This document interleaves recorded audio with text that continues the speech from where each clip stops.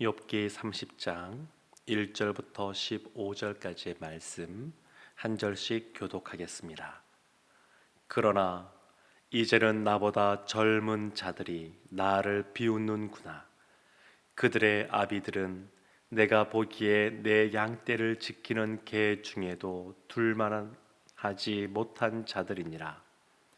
그들의 기력이 쇠잔하였으니 그들의 손의 힘이 내게 무슨 소용이 있으랴.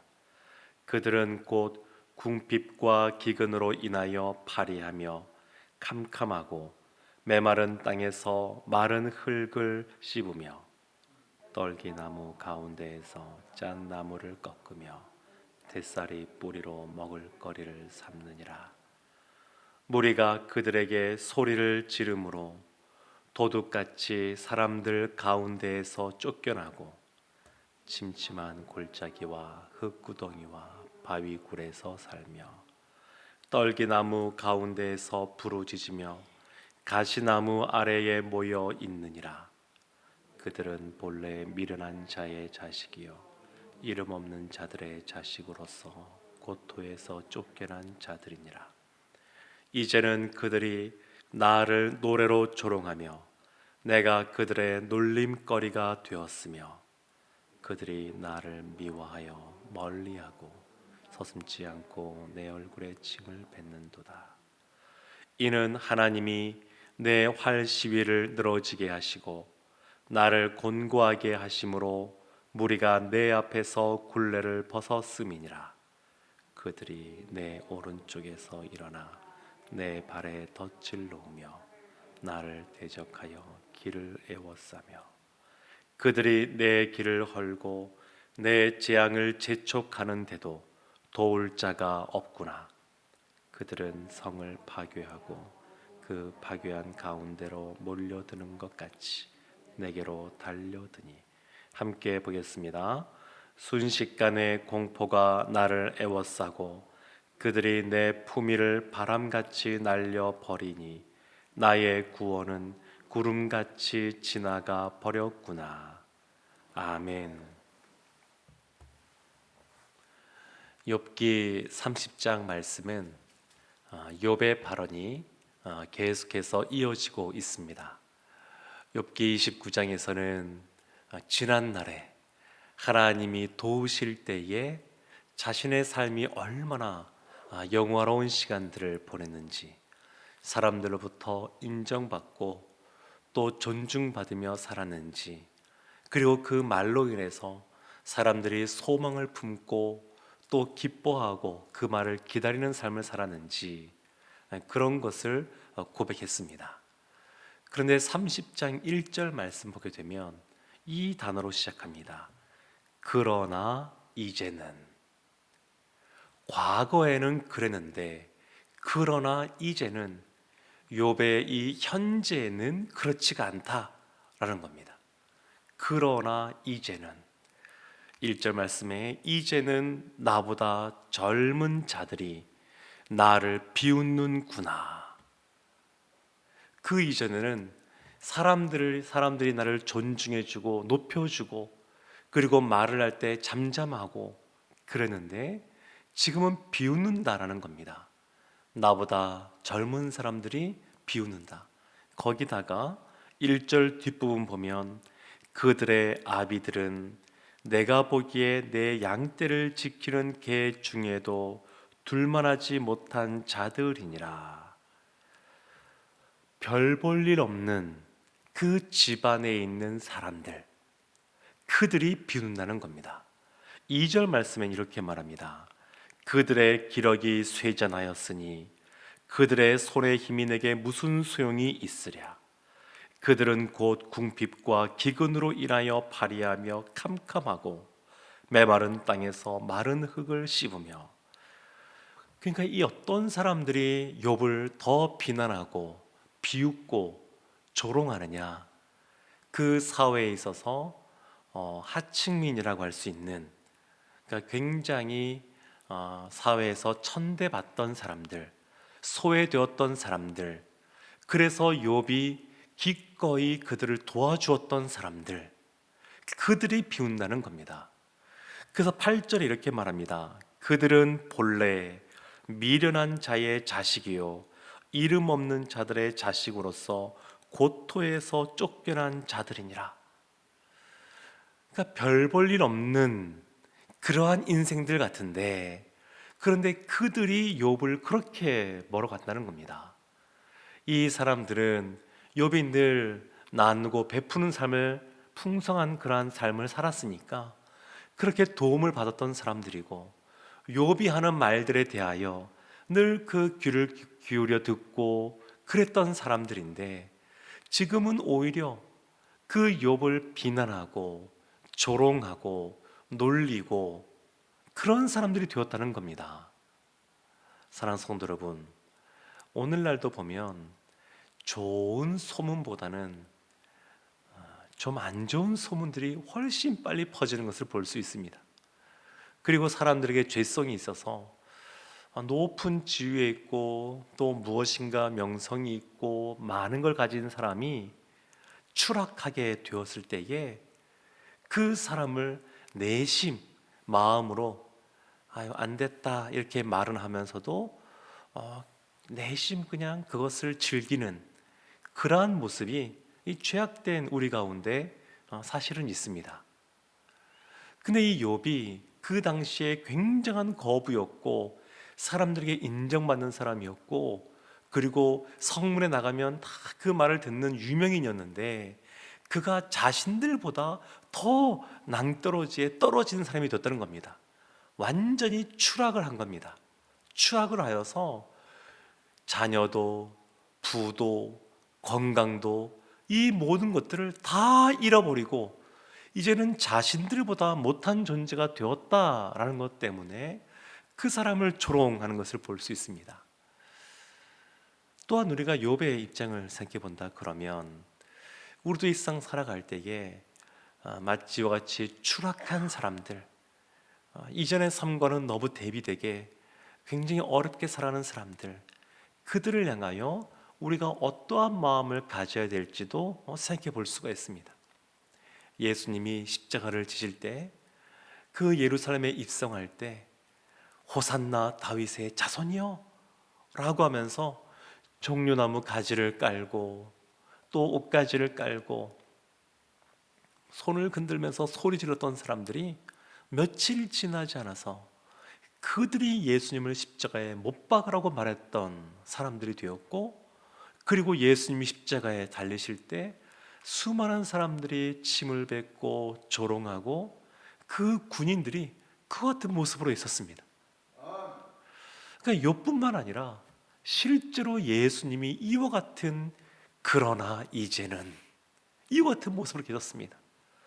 하늘에 계신 하나님이신 그 예수님께서 성육신 자신을 지극히 낮추어서 있던 가운데 오셨고, 거기에서 더 낮아지는 십자가에 사람들의 조롱거리, 비방거리, 놀림거리가 되면서 십자가를 지시는 모습으로 살아가셨습니다. 그래서 욥이 이렇게 또 정리하면서 이렇게 말을 합니다. 9절에 이제는 그들이 나를 노래로 조롱하며 내가 그들의 놀림거리가 되었으며, 10절에도 그들이 나를 미워하여 멀리하고 서슴지 않고 내 얼굴에 침을 뱉는도다. 조롱하는 노래를 부르고 놀림거리가 되게 하고 서슴지 않고 입에서 그냥 침을 그 욥의 얼굴에 뱉고 미워하고, 이런 모습이 욥 가운데 있는 겁니다. 욥은 이런 경험을 해보지 못했을 텐데 그냥 한순간에 이와 같은 모습으로 살아가게 되었습니다. 그러면서 욥이 깨달은 것이 있습니다. 11절 말씀에 이렇게 말합니다.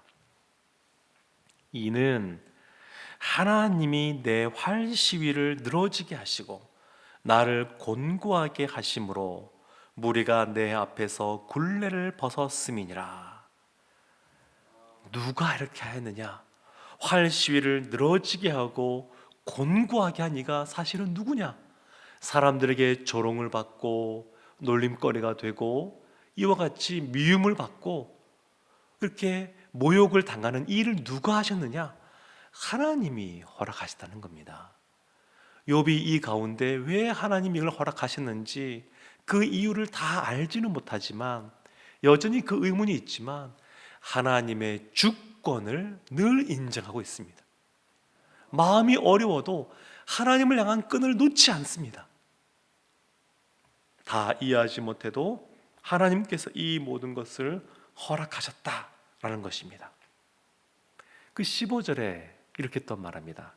12절, 13절, 14절 이런 거 보면 사람들이 마치 성을 공격하듯이 모이고 그리고 성을 공략하듯이 막 공격적으로 욥을 조롱하고 비방한다, 이런 내용들이 나오고 15절에 순식간에 공포가 나를 에워싸고 그들이 내 품위를 바람같이 날려버리니 나의 구원은 구름같이 지나가 버렸구나.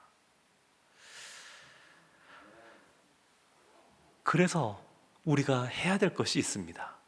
잠언 24장 23절에 모든 지킬 만한 것 중에 더욱 내 마음을 지키라. 생명의 근원이 이에서 남이니라. 그래서 우리가 마음을 잘 지켜야 됩니다.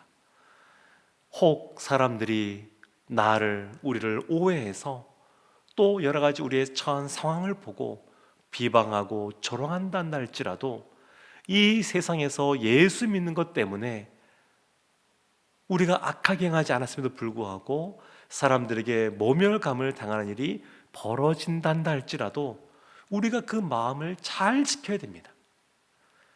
시편 22편 6절 말씀 보게 되면 시인이 이렇게 고백합니다. 나는 벌레요 사람이 아니라 사람의 비방거리요 백성의 조롱거리니이다.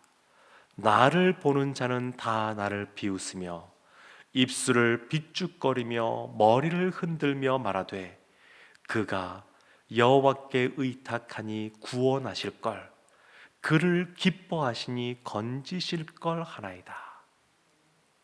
이 시인을, 하나님을 신뢰하고 하나님을 기뻐하는 이 시인을 지금 당장 어려움 가운데 처해 있다 하는 것을 보고 사람들이 벌레처럼 그냥 조롱거로 삼다는 겁니다. 사랑하는 성도 여러분, 그래서 우리가 예수님을 깊이 생각해야 됩니다. 히브리서 12장 2절에 이렇게 말씀하십니다. 믿음의 주요 또 온전하게 하시는 이인 예수를 바라보자. 그는 그 앞에 있는 기쁨을 위하여 십자가를 참으사 부끄러움을 개의치 아니하시더니 하나님 보좌 우편에 앉으셨느니라. 혹 우리가 사람들로부터 이러하지 놀림거리, 조롱거리가 되었을 때에 우리보다 먼저 이와 같은 일을 겪으신 예수님께서 우리보다 앞서 행하셨기에 우리를 잘 알고 계시고 우리를 도우시는 분이신 줄로 믿습니다. 그래서 그 주님을 바라봐야 됩니다. 예레미야 29장 11절에 이렇게 말씀합니다. 여호와의 말씀이니라. 너희를 향한 나의 생각을 내가 아나니 평안이요 재앙이 아니니라. 너희에게 미래와 희망을 주는 것이니라. 우리 가운데 처해 있는 어떤 모습이든 하나님이 우리를 향한 생각은 평안이요 재앙이 아닌 줄로 믿습니다. 사랑하는 성도 여러분, 시편 23편 보면 다윗이 그렇게 고백합니다. 우리가 사망의 음침한 골짜기로 지난단다 할지라도 주님께서 지팡이와 막대기로 우리를 인도하시고 안위하신다, 보호하신다, 이렇게 말씀합니다. 세상 사람들이 우리를 다 이해하지 못하고 우리를 조롱 가운데 비방거로 둔단다 할지라도 하나님이 우리를 도와주셔서 우리를 지켜주시고 인도하시고 원수의 목전에서 우리의 상을 높여주실 줄로 믿습니다. 또 우리의 주변에 이와 같이 어려운 분들이 있다 그러면 그들을 비방하거나 조롱하지 말고 주님의 마음으로 긍휼히 여기고 그들에게 그리스도의 사랑을 흘려보내는 하나님의 사람들 다 되시기를 주님의 이름으로 축원합니다. 아멘. 기도하겠습니다.